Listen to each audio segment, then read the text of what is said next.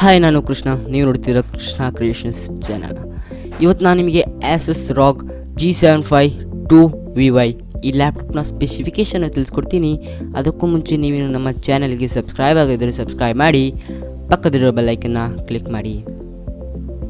ASUS ROG G752VY 6th generation laptop ಆಗಿರುವಂಥದ್ದು.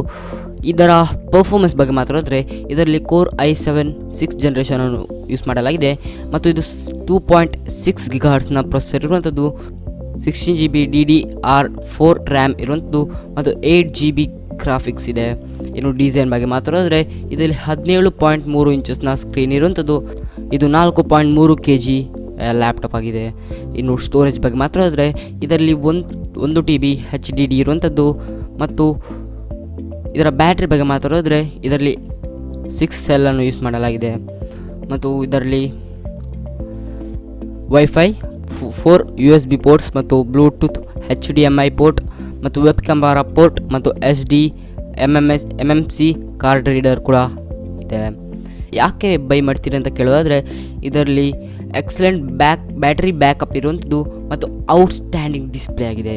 Display ಅಂತೂ ಕ್ರೇಜಿಯಾಗಿದೆ ಅಂತ ಹೇಳೋಕ್ಕೆ ಇಷ್ಟಪಡ್ತೇನೆ.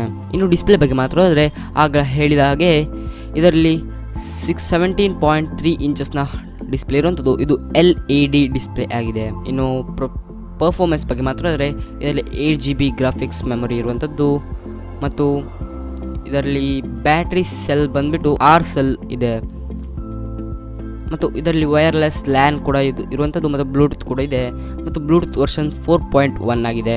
ಇನ್ನು ಪೋರ್ಟ್ಸ್ಗಳ ಬಗ್ಗೆ ಮಾತಾಡಿದ್ರೆ USB 3.0 ಸ್ಲಾಟ್ಸ್ಗಳು 4 ಇವೆ.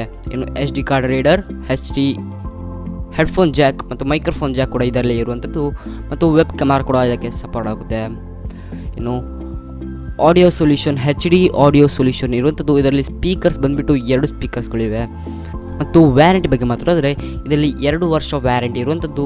ಇದು ಒಂದು ಒಳ್ಳೆಯ ಗೇಮಿಂಗ್ ಲ್ಯಾಪ್ಟಾಪ್ ಅಂತ ಹೇಳೋಕ್ಕೆ ಇಷ್ಟಪಡ್ತೇನೆ. ಇಷ್ಟು ನನ್ನ ASUS ROG ಈ ಲ್ಯಾಪ್ಟಾಪ್ನ ಕಂಪ್ಲೀಟ್ ರಿವ್ಯೂ. ಈ ವಿಡಿಯೋ ನಿಮಗೆ ಇಷ್ಟ ಆಗಿದೆ ಅಂದ್ಕೊಳ್ತೀನಿ. ಈ ವಿಡಿಯೋ ಇಷ್ಟ ಆಗಿದ್ದರೆ ಲೈಕ್ ಮಾಡಿ, ಶೇರ್ ಮಾಡಿ, ಸಬ್ಸ್ಕ್ರೈಬ್ ಮಾಡಿ.